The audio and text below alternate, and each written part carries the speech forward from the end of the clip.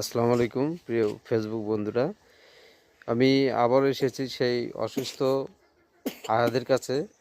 ওর পরিবার আমাকে ডেকেছিলেন ফোনে, আমি ওর বাড়িতে আসছি। একজন সহযোগিতা করেছিলেন, তার মাধ্যমে ডাক্তার দেখানো এবং সিটি স্ক্যান করে তার আবারও পুনরায় ডাক্তার দেখানো হয়েছে।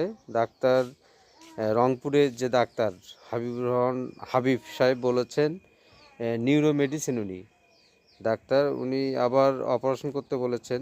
ওর অবস্থা খুবই খারাপ। ওর মাথার যে স্পটটা আছে, আপনারা মাথার স্পটটা দেখলেই বুঝতে পারবেন কীরকম ক্ষত হয়ে আছে এখানে। আসলে ও রাতে ঘুমোতে পারে না, সারা রাত কান্নাকাটি করে, যন্ত্রণা করে। ওর সাথে সাথে ওর বাবা মাও ঘুমোতে পারে না, পরিবারের কেউ। আর চিল্লে বা প্রচণ্ড শব্দে ওর কারোই ঘুম হয় না। আসলে ওর পরিবার জানিয়েছেন আসলে এই চিকিৎসার জন্য দরকার বড় ডাক্তার। নিউরো সার্জারিতে দেখাতে বলছেন।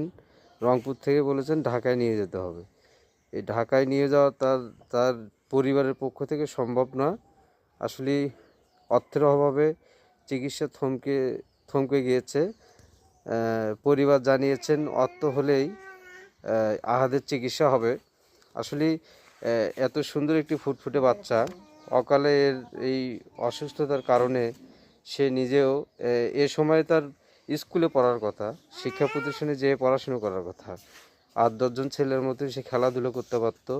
আসলে তার এই অসংগতা, তার এই অসুস্থতার কারণে সে নিজেই খুব অসহায়ত্বের মধ্যে আছে। তোমার নাম কি? আহাদ। তোমার কি সমস্যা বলো তো? মাথার মধ্যে কামড়ায়, মাথার মধ্যে জ্বালা যন্ত্রণা করে। জ্বালা যন্ত্রণা করে?